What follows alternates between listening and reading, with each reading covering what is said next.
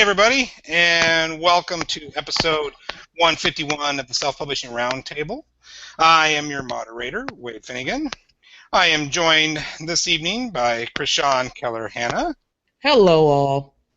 And makes sense because we have such a multitude of guests tonight, just the two of us. So we'd like to welcome back Honorée Corder. Say hello, Honorée. Hal Elrod joins us too. Hey everybody. And Steve Scott. Hey guys, how you doing? They all got together and wrote a book called The Miracle Morning. And actually, Krishan and I were just kind of chit-chatting before about us being night owls, so we brought them on at the perfect time, right? Brought them on in the late evening. But no, they wrote a really cool book about writing productivity and setting yourself up to do well each and every day as you get ready to write. So, and you know, Honorée talked a little bit about this with her stuff too, but she also combined all that and with Hal's experience and Steve's writing habit techniques, and just came out with a really cool book. So that's why we brought you guys on tonight. So thank you all for coming on. Yeah, it's a pleasure. Thanks for having us on. Oh, you bet. We'll just go ahead and start off to make it a little easier since we got three of you. Just those of you who haven't heard of you, just give a little brief background about your writing and how you got to this spot. And we'll go ahead and start with Hal since you're right there. All right, I was going to go ladies first, but I'll take it away. I'm not a writer. I don't consider myself a writer. I mean, I am an author and have written some books, but it's not one of those natural traits. It really takes a lot of work and a lot of effort for me to commit and get some writing done. So I wrote my first book in 2006 called Taking Life Head On, and it was about my experience when I was 20 years old being hit head on by a drunk driver at 70 miles an hour. I died for 6 minutes, broke 11 bones. I was in a coma for 6 days, and bounced back from that. And the first book was written out of a sense of responsibility. So I didn't write it because I wanted to be a writer and write a book. I wrote it because I had this horrific car accident, and I overcame it in such a manner that the doctors thought I was delusional because I was so happy and positive. And when they, upon further investigation, realized that I was genuinely happy and positive, even though I was being told I would never walk again, I had brain damage, all of these things, and I felt I had a sense of responsibility to share what I had discovered and learned through my experience with other people. And I think that's most authors or most writers on some level. That's where books are born. And then many years later, The Miracle Morning became an idea when I hit rock bottom in 2008, and the economy crashed. I kind of crashed with it, and searching for what do the world's most successful people do that I don't do, I kept coming across early rising morning rituals, and I went, no, I'm not a morning person. What else do they do? Like, next page, right? And long story short, I finally had to kind of face it. All right, I'm gonna. If I want my life to improve, I got to improve, and woke up the next morning, did 6 of the most proven, powerful personal development practices known to man, and it turned my life around. And once again, out of a sense of responsibility, took me 3 years, being that I wasn't a writer, and I finally wrote the book. And now we've sold hundreds of thousands of copies. It's published in 21 languages. It's one of the highest rated books on Amazon, and I'm very much in awe of the whole experience, and just kind of grateful and humbled and along for the ride, so to speak. Wow, that's awesome. That's really cool. Honorée, I know it's tough to follow that, but But if anyone's up to task, you are. Thanks for that. I didn't die. Hal got the cool story. Not everyone gets the cool story. I guess it makes sense for me to say how Hal and I met, and it started. Yeah, I was going to go there, but that's great for you to pick it up. Awesome. So I wrote the Successful Single Mom book series, and then I read The Miracle Morning and kind of did and this will age me, but wow, I could have had a beautiful book. And what a great book, and thought I'm going to start sharing it, and wrote a review on Amazon and Goodreads, and Hal got the review. Somehow saw my review and pinged me and said, hey, let's do Miracle Morning for single moms, and had I think it was a 2-hour conversation, and I think it was love at first. First voice. first voice, and it was one of those. Maybe we could work together. You have a successful series. I would like to turn the Miracle Morning into a series. Let's go book by book and see if we work well together. We can create some bestsellers. We can change lives and impact other people in a positive way. And so the Miracle Morning for Writers was the fourth book that we have worked on together. And of course, Steve Scott is amazing. And you don't have to make a face. It's a real thing. Every single co-author just is better than, better and better and better. And the caliber of people is incredible that I get to work with. And obviously getting to work with Hal and know Hal. And then I am working on my 20th right now myself. So. Other than that, I'm just watching Netflix and hanging out with that. Cool. Yeah, Okay, Honorée is a writer, by the way. So I'm not her. Honorée's a writer. Like, she's a writing machine. I think she just mentioned she's on her 20th book. So, Yes. yeah. Yes. And she does the 11,000 word days, and I'm just like, wow. Yeah. No, that's not me. I did a 6,000 word day like last week, and then I had a hangover.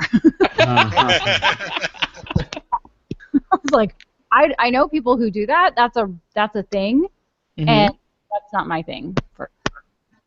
I like 1,000 words. 1,000 words doesn't hurt. Yeah, it doesn't strain you too much, right? It's totally doable. Okay, how about you, Steve? How'd you get here? I guess I am the resident grinder of the group. I got into self-publishing around, I would say, mid to late 2012. Originally, it was just more of I just wanted traffic back to my blog. I kind of came from a blogging background. And I quickly discovered that self-publishing was way cooler than blogging. I find that there's, you write to market, you write to a select audience, you write short kind of actionable books. That's primarily, my books are in the 15K to 30K range, so it's a lot shorter than, I would say, fiction authors who write 50K and beyond. But I would say by my third book, I've been completely hooked, and since then I've gone on to publish 60-plus books. So I'm definitely someone who loves the self-publishing process. I feel I know it pretty well by this point, but in 2016, 17, beyond, I'm kind of still learning, like pretty much everyone that's out there listening to this presentation. It's just I probably listen to the same podcast everyone else does. I just absolutely love self-publishing. It's kind of what I would consider my main thing right now. Mm-hmm. And tell the audience a little bit about those 60 books you write. Originally, I kind of just started from my background of what I knew. So that was primarily internet marketing, affiliate marketing, that sort of thing. Eventually, along the way, I decided I kind of want to make a transition. Just to a certain point, I just ran out of stuff to talk about. Like, there's only so much you could talk about running an internet business. And what I kept on coming back to is the idea of habit formation. And like Hal and Honorée, I'm really a firm believer on improving yourself on almost a daily basis. And everything in my life, pretty much since my lowest point, not quite Hal's lowest point, but the lowest point in my life, I rebuilt myself just by good habits. And I just kept on coming back to, well, what do I know? Well, I know self-improvement. I know how to kind of take what used to be kind of not a good person, not necessarily not a good person, but someone with just no direction in my life, and I just turned myself around just by just practicing good positive daily habit basis. I'm like, well, I'll just write about different habits in every book, and I kind of haven't looked back since then. And Honorée is pretty much the one who corralled both Hal and myself, and we thought it'd be good to kind of share a little bit of my background with writing with Hal's Miracle Morning. Awesome. Very cool. Isn't it cool how connected we've all become? Too? Yes. I just love that about the indie community, and yeah, it's amazing. So, so let's start off a little bit and just kind of in general, and I'll direct this towards Hal, and then of course you guys can jump in anytime you feel comfortable doing so. So. You alluded to this a little bit in your introduction, Hal, but the Miracle Morning, kind of take us from where that really started from, and maybe go back to like a little bit about the first book and some of the things that you discovered and put forth. Yeah. So the kind of the background. I in 2008, I had hit Hall of Fame with my company in 2006, and then gone on to write my first book, launch my speaking career, which was kind of the dream I'd had for a long time, and then launch a coaching business. And that was going very well, and then 2008 hits, the economy crashes, I lose my house, the bank takes it away because I can't pay my mortgage, I lose over half my clients, I go in credit card debt, and there's like a 6-month downward spiral, and a friend of mine, I call for advice, the first person I admitted what was going on for me, and he said, Hal, 2 questions. Number 1, are you exercising every day? I said, absolutely not. I canceled my gym membership. I can't even afford it. And he said, number 2, are you engaged in personal development every day? And I said, no, not really. I'm in scarcity mode, man. I go in the office and I just work all day and I'm trying to survive. And he said 2 things. If you want to turn your business around, turn your life around, he said, number 1, you got to start every morning with exercise. And he said, so that you put yourself in a peak physical, mental, and emotional state every day to start the day. Mm-hmm. And he said, if you're going into your office depressed, you're not going to put forth your best intellect or your best effort. And I was like, okay.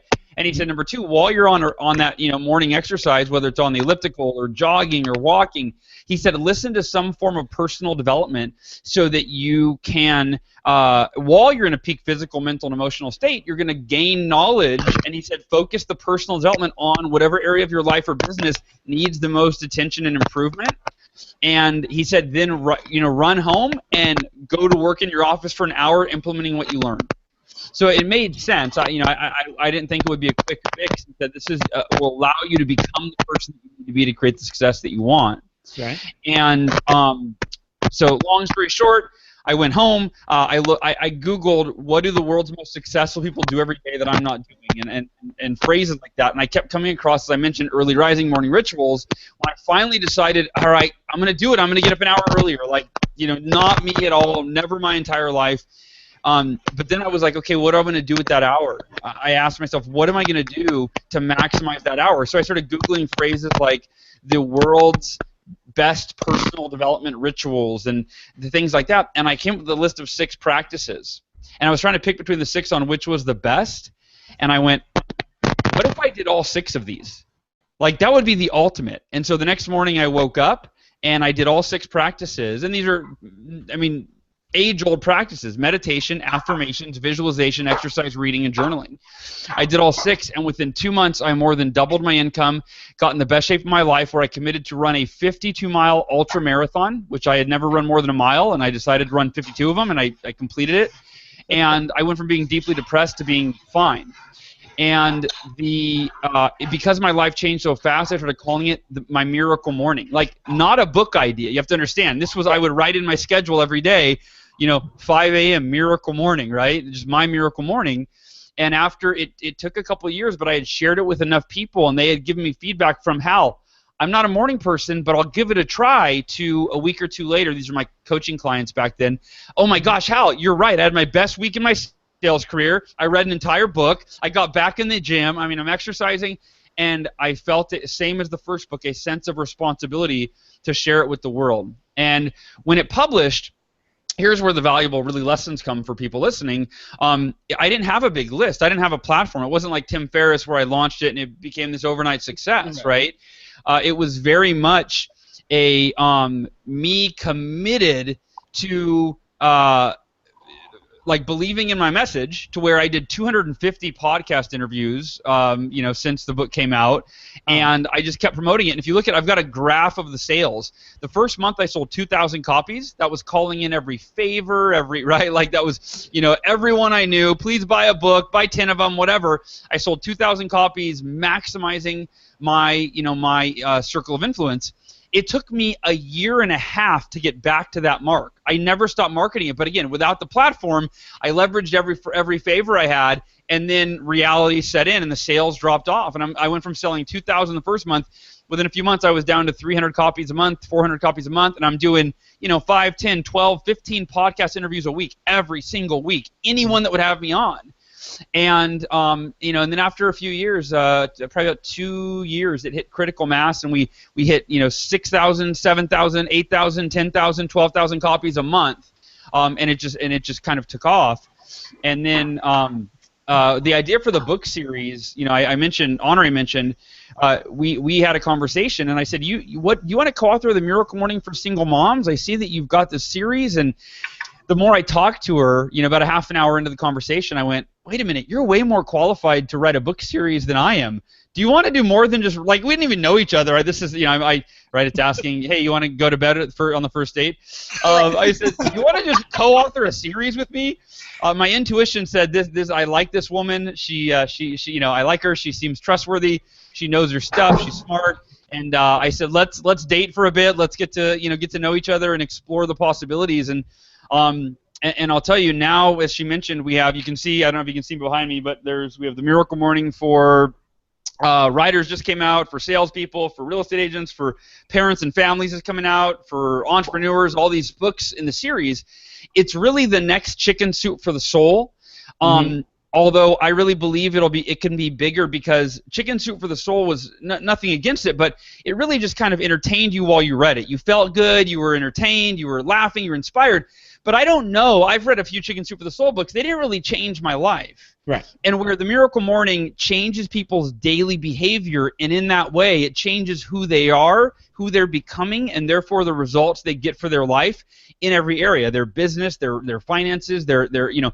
And so going into each of these niches, and I'll use Steve as the example, Honorée and I are committed that we don't want these to just be cheesy spin-offs. Each book has to stand alone as a 5-star excellent book. And the way that I do that is I find a co-author who knows more than I do in a niche. Like I mentioned, I'm not a writer. Steve has written 60 books. He's arguably the best person I could possibly find to co-author a book for writers. And so I bring Steve in, we combine the Miracle Morning with his expertise, and now we've got this killer book that gives the essence of the Miracle Morning, but really brings in content to help people become prolific writers, monetize their writing, and all of the above. Great. And I see, and I spent some time reading through a few of the other Miracle Morning books, and I noticed that a Miracle Morning is the framework, right? Yes. And then the module you pull out, internet marketing, pull that out, and now you're putting in mindset, and you're putting in productive writing. So what I want to do is I want to talk about each one of the modules. That's why we're just going down the line. And thank you for that. Honorée. Yes, ma'am. Can you hear me, dear? Can you hear me? Yes. Yes, Okay. Oh. You All want right, then we heard his dating part of the story. Now it's the she said part of the story.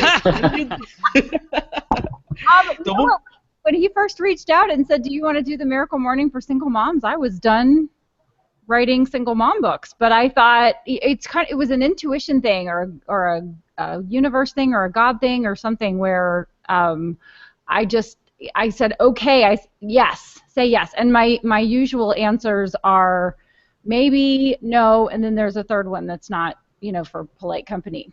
Right. Those are my general responses to things. But I just felt compelled to say, yes, let's have a conversation about it. And then once I got on the phone with them, and I felt like I had a little bit of a cheater, because from reading someone's book, especially a nonfiction book when they're telling their story, I felt like I knew Hal already. I felt like I knew the person. And so when he said, do you want to do this? And it was very much like we were going to date. We're going to do a book at a time. And I have to say, I see some people take their business relationships for granted, and I don't ever. I feel that I am very privileged to be his partner in the book series. And ditto, sweetheart. but it's really, we're still dating. Yeah, it's true. It's true. We had 4 kids together. At some point, I might get a car or a gift or something. A Tesla. Anyway, that's kind of, my side of the story was, I don't know if I want to do it. I have my own thing going, but it just seemed like a logical next step for me. And also, I have a heart for people, and I really want to help people. And the book was I had been getting up, and how this started was a friend of mine used to work for Tony Robbins. And he said, I have every personal development program on a hard drive, and I'm a nerd. And I said, oh, I wish I had that hard drive. And so for Christmas, he gave me this hard drive, and it has like 80 years of self-development stuff on it. So it's Zig Ziglar and Brian Tracy and Tony Robbins. So I figured out if I listened to it 24/7, 365, it would take me 82 years to listen.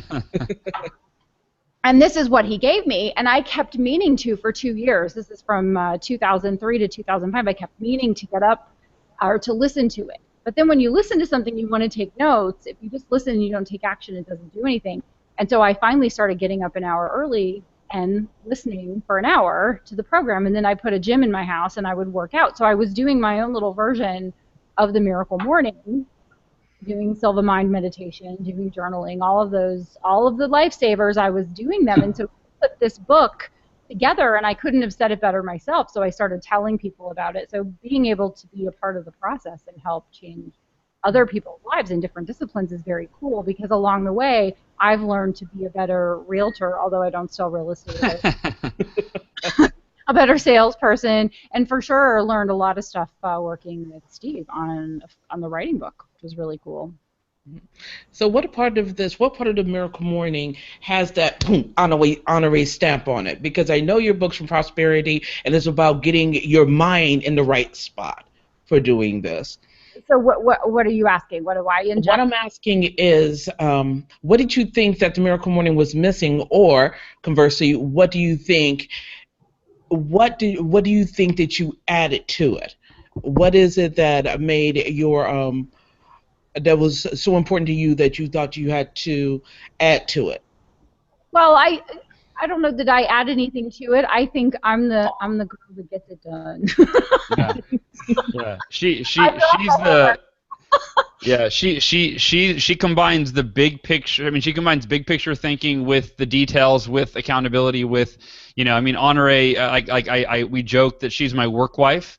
And in the same way that my real wife, if it wasn't for my real wife, our kids would be a disaster. And if it wasn't for my work wife, our co-authors would be disasters, right? Like, definitely. I mean, right? I mean, she keeps everything together, and being that she's so well versed in both writing and self-publishing, I mean, she has contributed to the writing of the book. She's contributed, to the logistic behind this. I mean, literally, Honorée's kind of a jack of all trades / master of all trades, and so I mean, she adds so much value. It's hard to measure, and B, it's hard to even articulate, because we'd have to pull out a list and go, well, here's 72 things I can think of that she's been doing in this, for these 4 books. So yeah. Yeah, Honorée is modest. Yeah, true. She's being modest. Absolutely. Well, what? I just see something that needs to get done, and I don't have any ego like, oh, that's not my job. Like today, someone said, how come this says California instead of Texas? And so instead of calling Hal, I just handled it, and then I sent him an email, and I was like, this got handled. I don't know if you even yet, Hal. Check your email. You're in Texas now, Hal. Congratulations. So I love it. I feel it's a privilege. And every day I think to myself, I could have been one of many people. Thank you for saying that I'm modest, but I think that Hal could have found many people to do what I am privileged to do. I don't take it for granted, and I'm very grateful. I only say that because it is your lessons on mindset for me that personally have changed me, and we've had this conversation more than once. If I hadn't run across your books, I probably still would be putting off being published. You know this.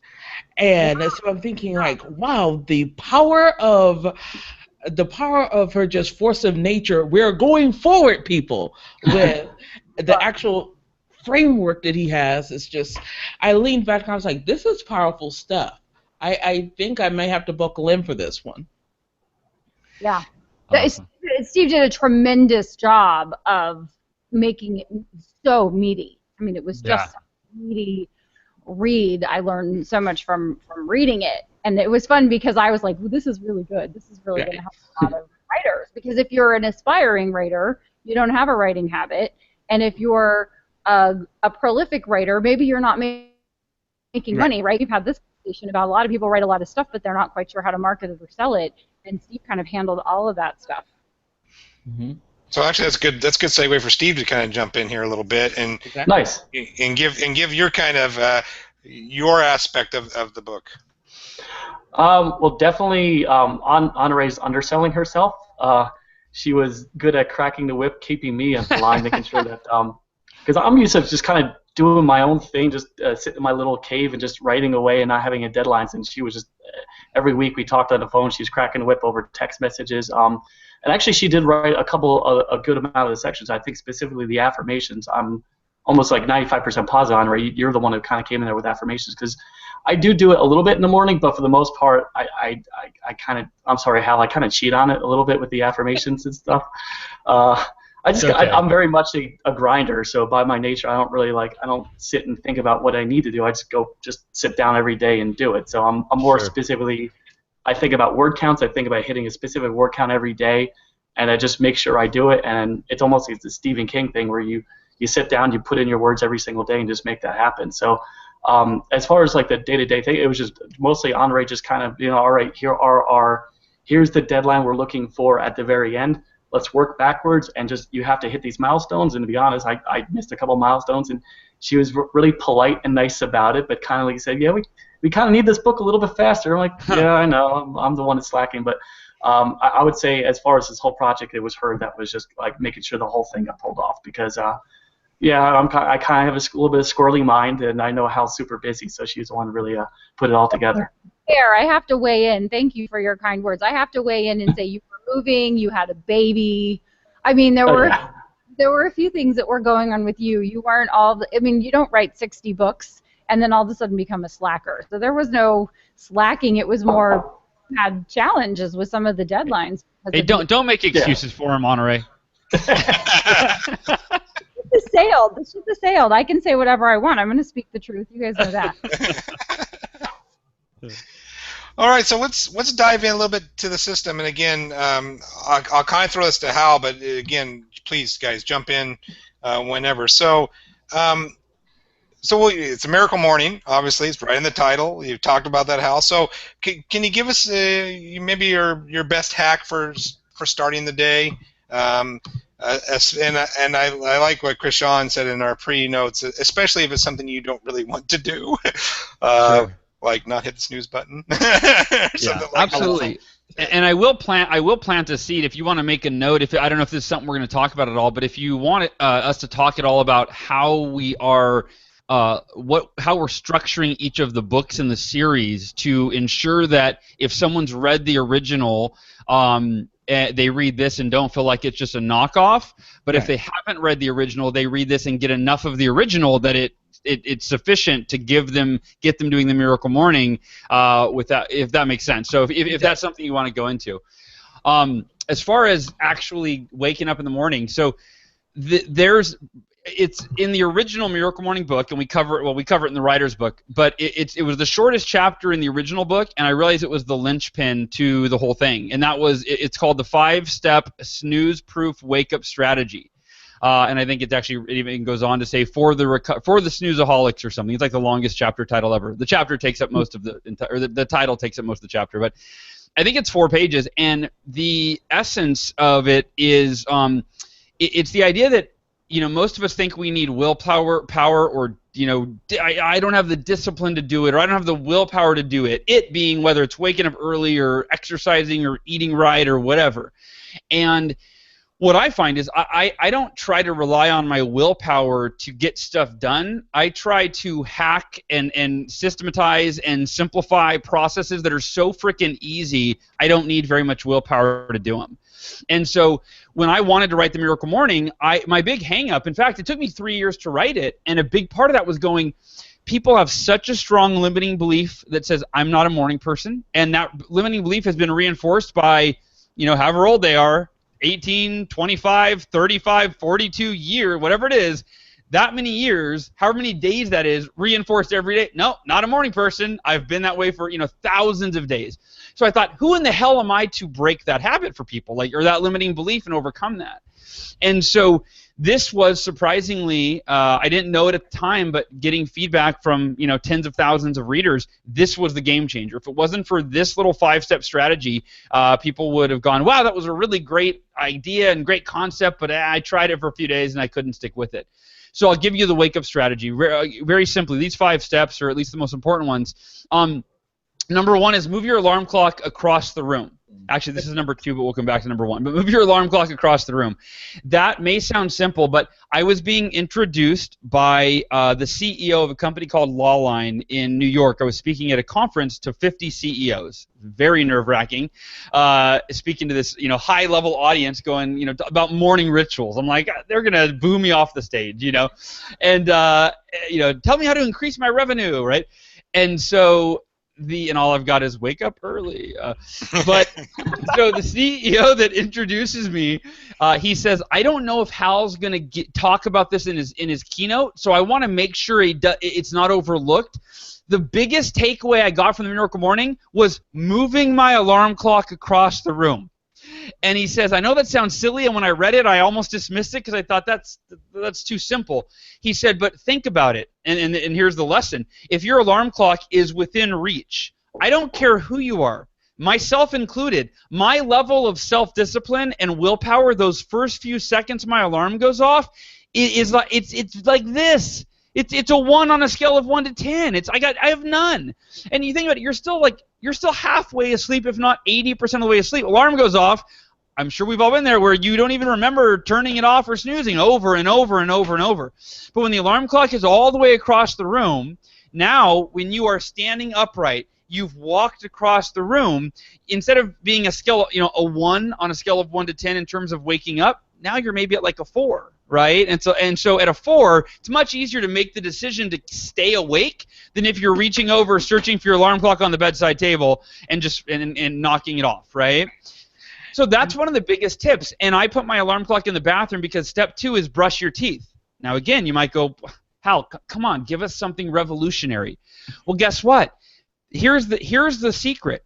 The simpler the task that you have to do in the morning when your discipline is low, the more likely you are to do it. And the secret is that every minute you stay awake, your body is acclimating. You're literally, like, I'm not, a biologist, but blood is flowing to certain muscles and oxygen's going to your brain. Like, your body's going, I guess it's time to wake up. Let's do all the shit we need to do, pardon my French, to wake up, right, and be awake. Uh-huh. So every minute you're awake, you're more awake. And then the third step is drink a full glass of water. And I'm talking, I go into like college kid at a keg party mode. So I have a full glass of water sitting next to my alarm clock. I wake up, I walk across the room, turn off the alarm, and then I just go gomp, gomp, gomp, gomp, and I rehydrate because I don't know why they never taught us this in school, but when you sleep for 6, 7, 8 hours, you probably weren't drinking water. So we're dehydrated by default, yet for most of us, what's our first beverage of the day for most people? A diuretic. Coffee. A diuretic, thank you. Exactly, coffee. Now, I love coffee, but not till I've drinking a full, 24-ounce glass of water. Then I make my coffee and I pour another one of these to keep going. So those are some of the most important simple tips, but they really are game changers. And yeah, anything to add to that, co-authors? I actually have a question I've never asked you. Ooh, I like that. I do too. It's big. This is a big question. So we have spouses, and some of our spouses are not. Yeah, 3:30. That sounds awesome. Let's get up every day at 3:30. Yeah. I was thinking the exact same thing. Right there. How am I going to break this to her? Yeah, and by the way, honey, I'm going to move the alarm clock across the room so you make sure that you wake up too. Yeah. So what do you suggest for? So that's why one of the reasons, Honorée, I think you heard at the Miracle Morning event, is a Miracle Morning dating service, because people that are waking up at 5 a.m., 4 a.m. would love to go date people that are already on the same page doing the Miracle Morning. So that's in the works. Hasn't even started, but it's an idea. Yeah, if I told my husband I was going to join a dating service, I think he'd be offended. I don't know. Yeah, all right. So that's the spouse training service. That's the other one. No. So I mean, here's the deal. So my wife doesn't get up till 6:30, and she's okay with, the alarm goes off at 3:30. It goes off for maybe 5 seconds, and then I turn it off, and then she falls back asleep. Now, if you have a spouse that once they wake up, they can't fall back asleep, there's a few different options. One is that there's an alarm clock. I can't think of the name, but if you go to Amazon.com and just type in alarm clock wristwatch, I think, there is a vibrating alarm clock that you wear as a wristwatch, and it vibrates in the morning and wakes you up. So there's a quiet way to do it. And then the other one is, and I did this when we had an infant, is I slept in a separate bedroom. So yeah, so that's the third option. Maybe not the ideal option, but That's the no option. yeah. So either my wife goes right back to sleep, or you have the wristwatch, and that's an option. Honorée, did you say something? I didn't hear you. Yeah, I said the Miracle Morning Divorce. That's your book as well. Yes, I will. Yes, I'll get that one. Yes, honey, we're gonna wake you up every day, or I'm gonna sleep in another room. So Yeah. you choose. Well, and that's why, Honorée, that's why we're coming out with the Miracle Morning for Couples book, right? Yes. On Valentine's Day 2017, Miracle Morning for transforming your relationship or couples or something like that. We're working on the title. And then, Wade, you had a question? Actually, I think you got it. Okay, cool. Well, maybe, and I'll go ahead and run this one down for three of you. So, I mean, obviously you wrote the book together and prescribed this, but I have a feeling maybe some of your mornings look a little different. So, and I really want to hear this from Steve for the writing side, of course, Honorée too. But so, how does your morning look in getting ready? And I'll start with Steve this time to write. Basically, and I'm gonna throw a little bit of a monkey wrench to what Hal and Honorée say. I don't actually wake up with an alarm clock. But also for the simple fact I've been working from home for about like 12 years now, so I just pretty much have trained myself to get up at 7:30. That's just kind of my sweet spot. Mm-hmm. I do have an infant now, so he kind of wakes up when he wakes up. So if it's earlier, then I just happen to wake up earlier when he's screaming for his morning breakfast, and both of us have to get up. But for the most part, I will just literally, like Hal said, I actually start the same thing. I drink a big thing of water. I go down, I do my morning routine, and I just force myself to just sit down, open up my laptop, and I just set my timer, and I'm a firm believer in the Pomodoro technique, so I just do 25 minutes on, and all I actually promise myself, even if I know I have to write 3,000, 4,000, 5,000 words for that day, I just make a promise to myself almost and I'm sure Hal can appreciate it with marathon running. It's almost like you start making deals with yourself. All right, all I need to do is just get through these 30 minutes and everything will be okay. So I really just lowball myself. I just learned that if I set too high of an expectation, I set too high of a bar. So if I tell myself I have to do 2,000 words, I'll put it off. But if I just say, hey, just do 30 minutes, you can do 30 minutes. Even if you just sit there and just type for 30 minutes, I don't like to write. That just gets me through the 30 minutes, just telling myself I'll do that. I don't do it, but it's just enough to get me started, just saying, hey, anyone could do 30 minutes. And I find myself after 30 minutes, I'll take a 5-minute break. I'll get some more water. I'll get a tea by that point. I say, hey, I could do another 30 minutes, and I sit down, do it again, and I just work myself through the Pomodoro technique, and I'm sure people in previous conversations have talked about, but that has been a game changer. Is just setting the low expectation of the word count and just forcing myself to sit and have a timer. And I literally have one of those apps. Actually, let me pull out. I have an app that's like ridiculously huge with a timer, so I can't miss it. It's of course, I'm trying to find it as I'm talking. Mine's just called Focused. Yeah, it's like that, but it's literally like it's just a giant app that you just see the timer, and it doesn't. With some apps they just like they shut it down on the screen. This will go the whole time. It drains battery like nothing else. But I just look at that, and I'm seeing that timer go off, and I'm like, oh crap! If I see it's getting closer to 5 minutes, I'm like, all right, type faster, type faster, type faster. So really, it's just like it sounds grueling, but it just keeps me very disciplined. It's like I have to force myself to be just super disciplined to get the writing first thing morning. So that's usually the first hour or two, but actually sometimes I'll go to Starbucks and I'll do a little bit of afternoon writing as well. And I'm sure we can get this later on, but I have like a whole system for tracking word counts, finding your kind of optimal flow. But for the most part, that just gets me started with the day. It's just a little bit of writing in the morning. We're going to come back to you with the mini habits. But let's talk about Honorée, because I follow her Instagram, and that Miracle Morning looks like a whole lot of weightlifting, a whole lot of sweat. Yeah, so I changed my Miracle Morning. I used to do it in order, and I would get up and read.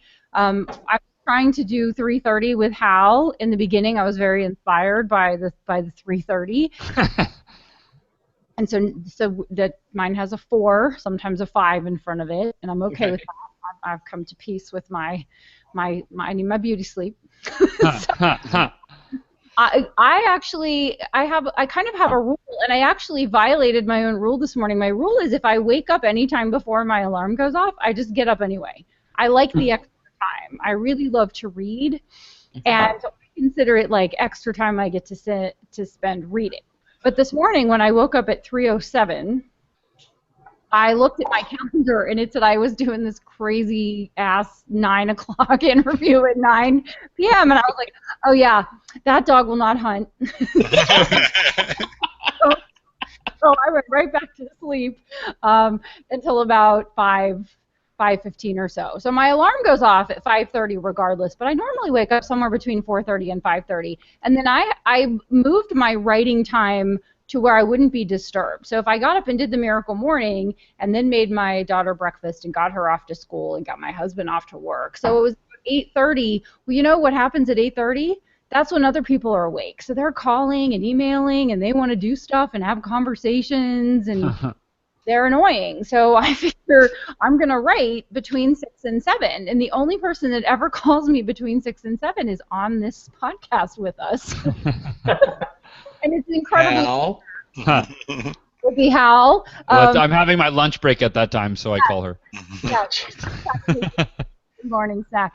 But really, no one else is up or I don't mean bothering me in a bad way, but I'm not getting daytime business emails or any of that stuff. So I have my clock goes off at 6. Like I have a timer. Actually, it goes off at 5:58, and that's my 2-minute warning. It's like go pee, get the computer out. Like have the fresh cup of tea or coffee, the big bottle of water.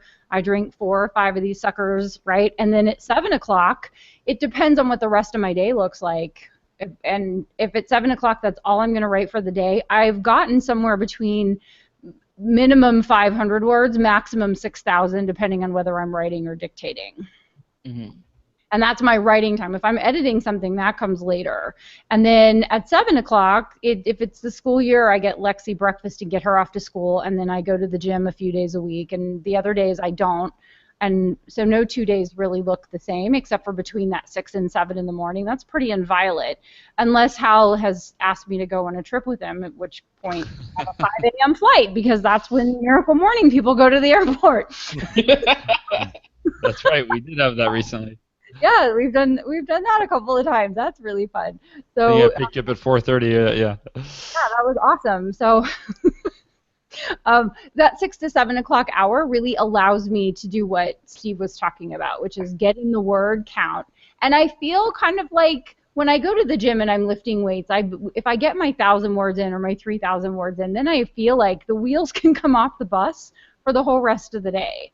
I can watch something on Netflix, or if my daughter's home from school and I don't have appointments on the calendar for the rest of the day, I can kind of screw around and I've gotten the lion's share of my work done. But then I do the rest of my lifesavers in the increments, and for me they are a treat.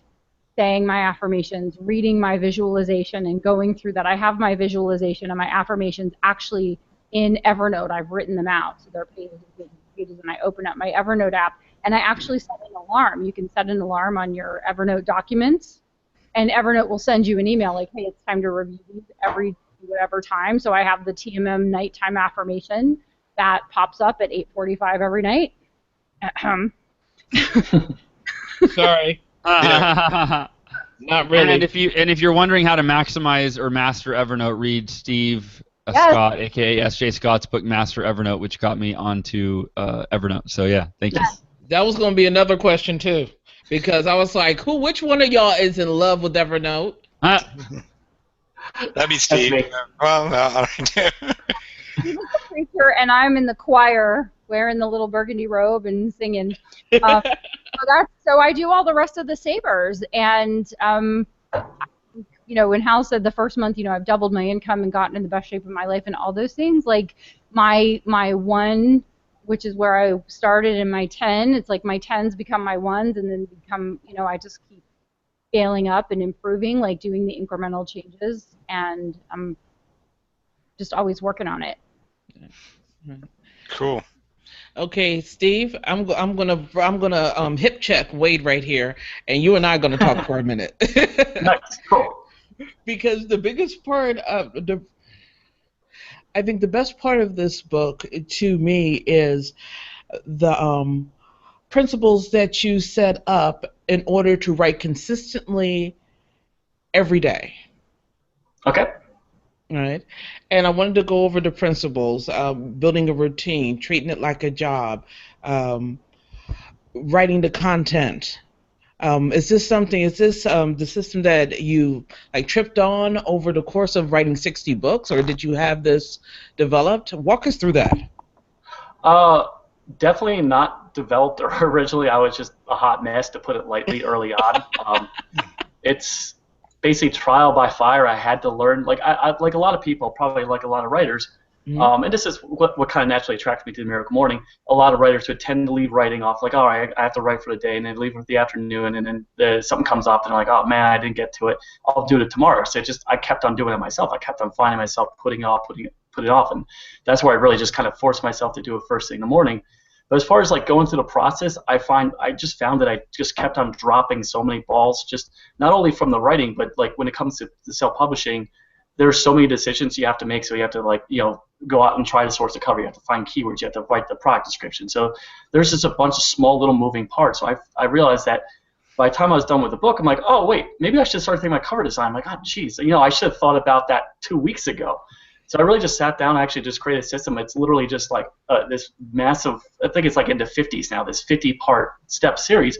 And a lot of it is just like, all right, come up with working title.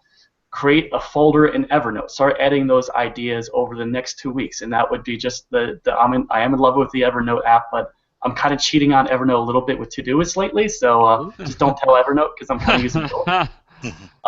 So the combination of both Todoist and Evernote, I would just put the ideas in Evernote, and I just find myself, I'm a big runner, I'm a big walker, so I just find on my daily walks or runs, I would constantly, just knowing that I have to write a book about this, just stuff pops in my head, so I'm just constantly putting ideas down. Now, so that would be kind of like the background. That's the next book I'm writing, but really the book I'm writing every single day, I just find that I really didn't know when I wrote well, or what was my kind of like perfect flow state.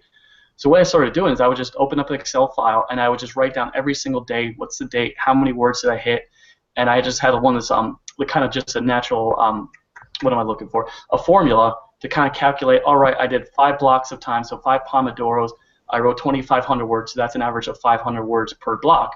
But I just would actually look at the different places, and I would sort it, and I just find, all right, every time I go to Starbucks from this time to that time, it just kind of led me to the kind of the thought that, all right, my optimal time is first thing in the morning, and then second is around 1 to 3 o'clock in the afternoon at Starbucks. But from there, it's just, as far as my process, I really just kind of grew it organically through just making a lot of mistakes over 60 books. So I'm not too sure if I answered everything, but so feel free to ask about specific parts. Oh, believe me, I will. The first part is about building the routine, because that's the hardest part for me. I mean, we talked about the Pomodoro method, but also, and my brain just farted. I'm sorry. I'm gonna ask the next question. Is there actually, do you want me to just jump in, because I think I kind of know where you're going with, like, how do you stay consistent? How do you get over that kind of initial hurdle? The one thing I've learned, like, I know for me, 30 minutes I can do, but if you're someone who's like literally like, I can't do 30 minutes, it's just too much of a struggle. It kind of goes to a theory by B.J. Fogg, who had he has a whole school of thought called Tiny Habits. And actually, my friend Stephen Geist wrote a book that kind of expands on it called Mini Habits as well. But the concept's kind of same. It's you create these habits that are just ridiculously small, like literally write a paragraph, write a sentence, something that anyone could do. I don't care if you have a screaming kid. Trust me, I have a screaming kid right now, so I know what it's like. Anyone could write a sentence or a paragraph. And once you find out, all right, once I write the sentence and paragraph, if you still just don't have the time, you say, all right, I've achieved my goal for a day. Now, I know any writer who wants to stay in the business, you can't get away with writing a paragraph. But what I've learned is sometimes it's more important just to have the consistency of habit instead of hitting a word count. And you will get to the point where it's just you train yourself to write on a daily basis. Even if it's a paragraph long, you'll say, all right, almost like kind of Jerry Seinfeld, I haven't broke the chain. I have 30 days in a row. And you'll just find yourself on just some days, all right, I have nothing going on. Let me write more than a paragraph. And it's almost like, again, kind of going back to that, you just make deals with yourself.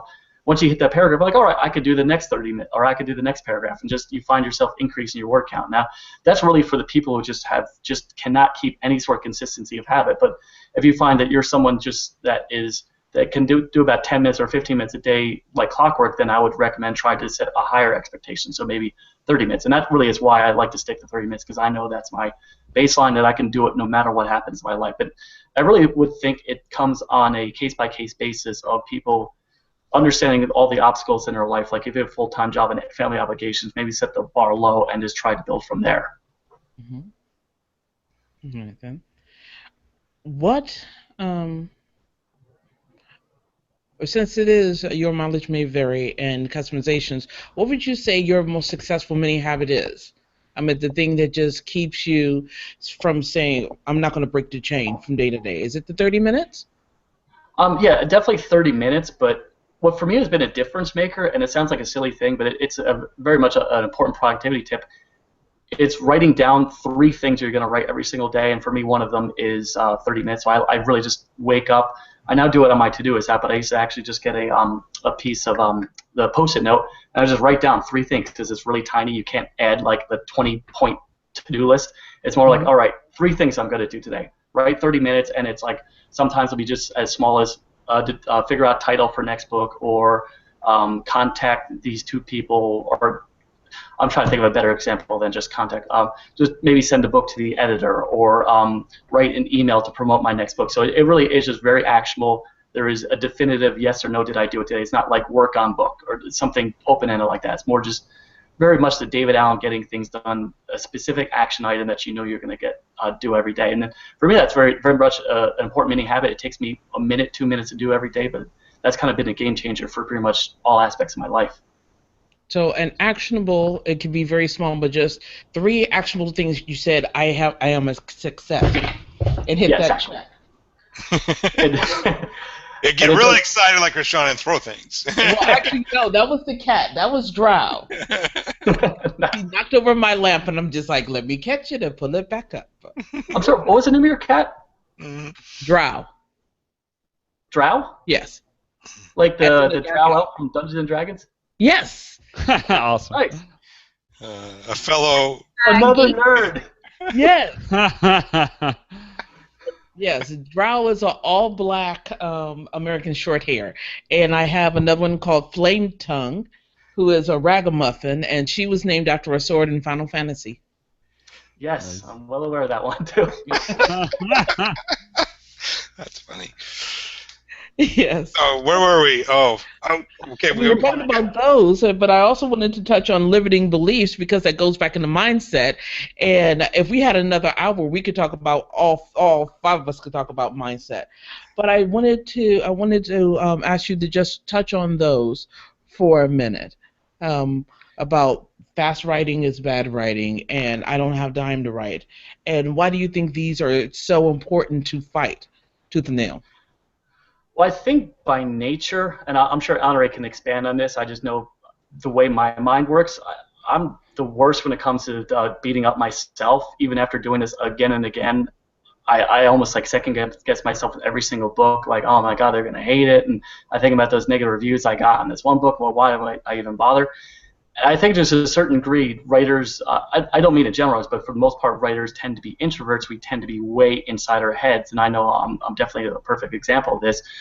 You're pulling yourself. Yeah, I just find that sometimes you almost need to remind yourself that it doesn't matter what niche you're in. There are people out there who like it, and if you've had more than 10 people buy your book that aren't your mom, your best friend, and your cousin, then someone out there likes your content. And for the most part, if a bunch of people bought your books, then you should have some belief in yourself. I think Stephen King had a quote. I'm definitely going to mangle it, but it's something like, if you are a writer and someone has sent you a check and that check has cleared, then you are actually a writer. And I think that's, to a certain degree, you should have some belief in yourself. But I think for the most part, it's just we tend to be so in our heads that you almost need to constantly remind yourself that we have value to add to the world. Now, I'm sure Honorée could say this a lot more eloquently than I did, but that's just kind of the way I believe. I'm going to say what he said. What he said. Yeah. So Kristana, I'm gonna kind of challenge your wording of fighting it tooth and nail, and I'm gonna say that what you fight actually expands, what you focus on expands, and so I would suggest people write down, and this is from Prosperity for Writers, and we have some stuff in the Miracle Morning for Writers as well about writing your I am statement. I am a writer. Mm-hmm. I earn a prosperous living writing. Yes. Right. So claim it, and it's fun. I don't know if Jackie's listening or you saw her post on Facebook where she had written down whatever her statement was, and she's in the process of eclipsing that original thing that she wrote down. Jackie Dana for the audience had read Prosperity for Writers and had written down some goals and had gone through the exercises in the book and is eclipsing those goals with some recently some breaking news, as it were.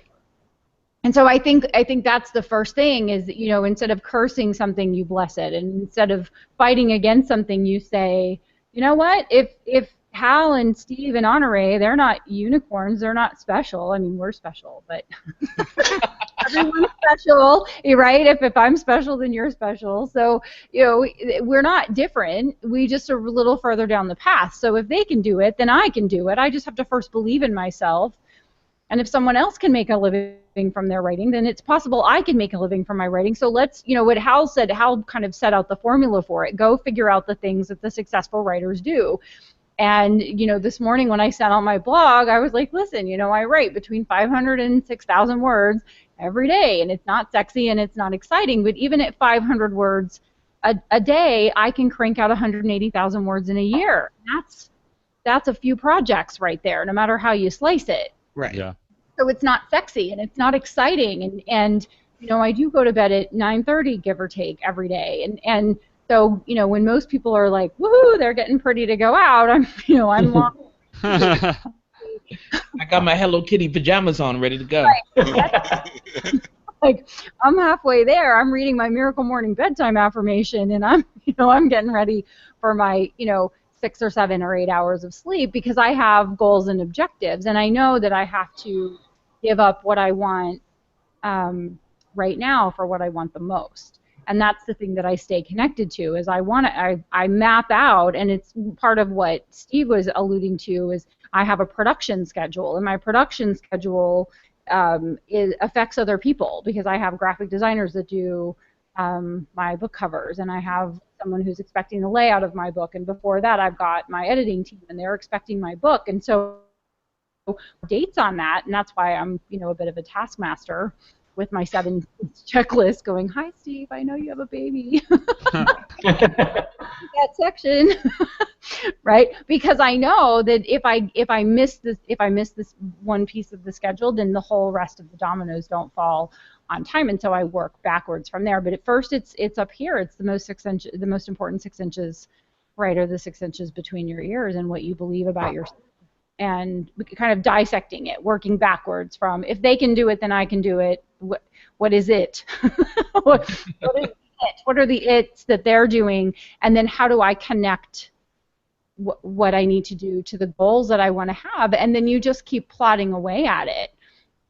And people come from out of nowhere and they're super successful overnight, and all of a sudden you've heard about them. But there was 25 years where we're doing all the stuff. Mm-hmm. Obscurity before. Doing the work. Doing the work, still doing the work, always doing the work. That's awesome. Hal, did you want to add anything on that? We're almost coming to the top of the hour already, by the way, so we might have to have you guys back on again because I got more questions to cover. But 9 a.m. everybody, the Miracle Morning. Yeah, no, I'll just add that when it comes to overcoming limiting beliefs, I have found that written affirmations, the way that we teach it in the Miracle Morning for Writers, which is different than the gurus have taught them for years to say, I'm a millionaire. No, you're not, and you know that you're not, so stop lying to yourself. And we teach you how to create action-oriented affirmations such as I'm committed to becoming a millionaire because I want to give my family financial freedom, so therefore I will take blank action on blank date at blank time, blank days a week, right? Affirmations that program you to do the things that will guarantee the results. And so that being said, I just wanted to add that for me has been the most effective way to overcome limiting beliefs is to incorporate them in my affirmations and repeat them every single day until I wake up after a month or so and I say something or do something that's totally out of alignment with that limiting belief and in alignment with the new belief that I'm affirming every day. So that's what I would add to that. Excellent, excellent. Yeah, I wanted to touch base with Steve on some business model stuff with writing and things too. So maybe not to put you on the spot. I can stay on a little bit. Yeah, we'll probably do an after party. So if those want to do it, but one of the things we're trying to do here on the Spurt Show is be on time. So appreciate that. Yeah, but yeah, if you guys, I mean, I'm not put you on the spot, but maybe have you back on. Yeah, I'd be happy to come back on. I do have to get up at 3:30 tomorrow too, so I am gonna cut out soon. But I'd be happy to come back on, do another show. That'd be great. Yeah, would love to have especially you. If it's with the two of you hosting and Wade and Honorée and Steve as co-guests. Man, that's a blast. Yeah. Well, thank you guys for taking the time. I know it's late and sharing your wisdom because it's inspiring, as Krishan talked about before, but it's just also I love the actionability of it all. So that's really, really great. So yes, so thank you guys very much for coming on. By the way, I don't know if we didn't actually at the top of it, so we've heard now. Where can we find your guys' materials? We'll start off with Hal. Website, that sort of thing. Yeah, my name, halelrod.com or miraclemorning.com is kind of the hub for all things Miracle Morning. Awesome. Honorée? HalElrod.com. No. I'm HonoréeCorder.com. Excellent. And Steve? I basically two websites. I kind of because I don't have enough stuff to do. I have a blog about habits, so that's developgoodhabits.com, and it's actually the majority of my books I'm writing now focus on habit development. And I have authority.pub where I kind of teach a lot of what I talk about with self-publishing. So it's like, you want to learn about habits, go to the first one, and you want to learn more about writing and self-publishing, go to the second one. I didn't hear the second one I don't know if it cut out just for me. What's the second one again? It's a short URL. It's authority.pub. Authority.pub. Okay, cool. All right. Again, thanks so much, you guys. Really appreciate it. And big shout out to our listeners, of course. Without you guys, we couldn't be doing this. If you get a chance, leave us a little review over on iTunes or share us around the internets if you would. Had a few live listeners tonight too, so thank you guys for joining us live, and your comments are appreciated. We're on again Sunday, correct, Krishan? Yes. For a blab? We're on Sunday on blab.im, where we're going to be talking about the week's news and stuff. Is going to be me, Robert Chess Shute, and Erica Conroy, talking about news and the things that are happening in the news lately. And there will be 50% less raging. 50% less raging. Yeah, Krishan said it. 50%. Yeah. So, and of course, you can catch us back here next Thursday as well. And please stop by our website, selfpublishingroundtable.com. We've got some interesting stuff on the blog. Got a promotion coming up for mystery and thriller stuff. So I mean, there's just a lot of stuff going on over there. So check us out if you would, please. So. Thank you so much for having me, guys, and having all of us. We really appreciate it. Thank you. Yes, thank you. It was a really, really good conversation. And since Xavier hasn't been, it seems like when I'm on, he's not on, those sort of things. But all this, I can't do it as well as he can. I'm just saying that right now. No, but I will say good night, Internet. Good night.